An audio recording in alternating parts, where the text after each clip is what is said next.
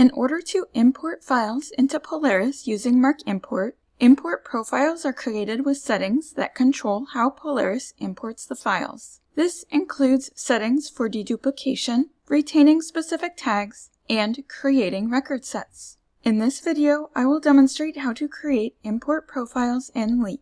In Polaris, we've created templates to standardize how import profiles are set up. This will allow you to copy the existing profiles instead of creating one from scratch. Each of these profiles have a name that begins with template to copy. Then the name describes what the profile is used for. This slide includes a list of the templates that you can copy and the purpose for the template. You will not need all 5 of them. The ones you will use will depend on your workflow. AV Vendor and Book Vendor on-order records are profiles that are used to import the vendor-provided on-order records that have a 970 tag in them. The 970 tag is used to output acquisitions data that will be used to create purchase orders and item records. The Enriched EDI Orders profile is used by the libraries when they have set up enriched EDI services with a vendor for shelf-ready services.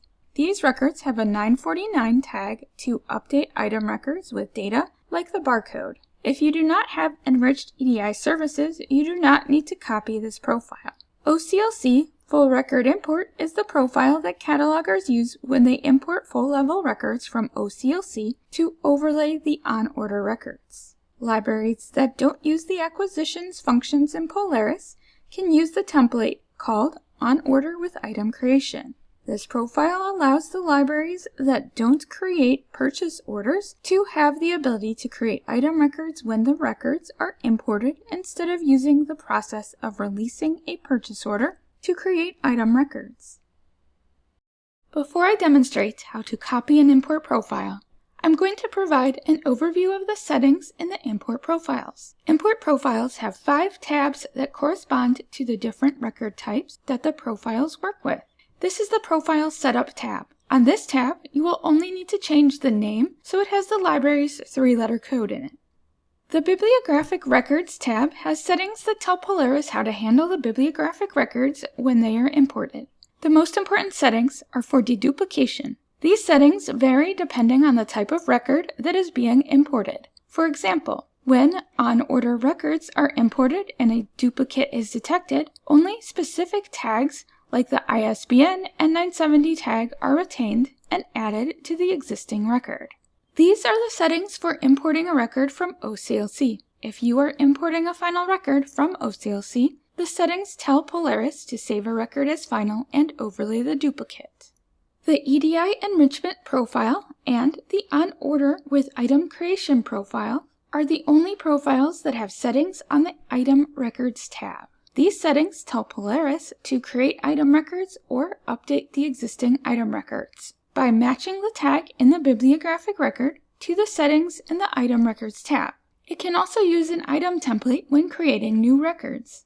You will not need to use the Authority Records tab unless you import Authority Records. When records are imported, Polaris can put them in a record set so they are easier to find. The Record Sets tab is a tab that you should edit when copying a template. This has settings for the name and owner of the record sets that will be created when records are imported. You can find more on the Import Profile settings on the CCS webpage about import profiles. Now I'm going to demonstrate how to copy the import profile.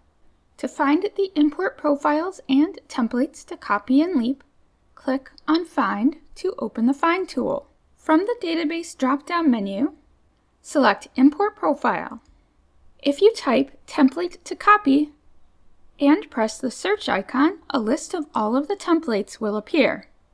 Select a template and press Open or double-click on the one that you want to copy to open it. To copy the template, open the Actions drop-down menu and press Copy.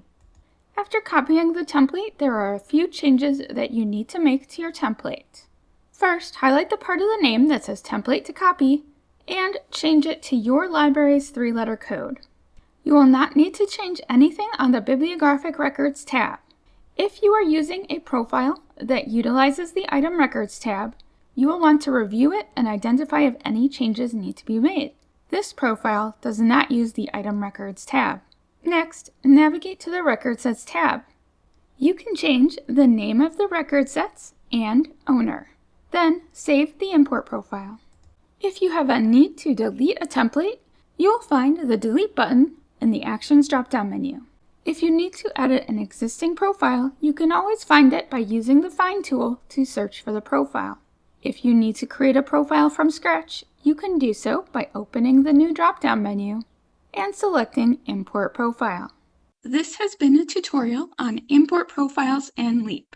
If you have any questions, contact help@ccslib.org.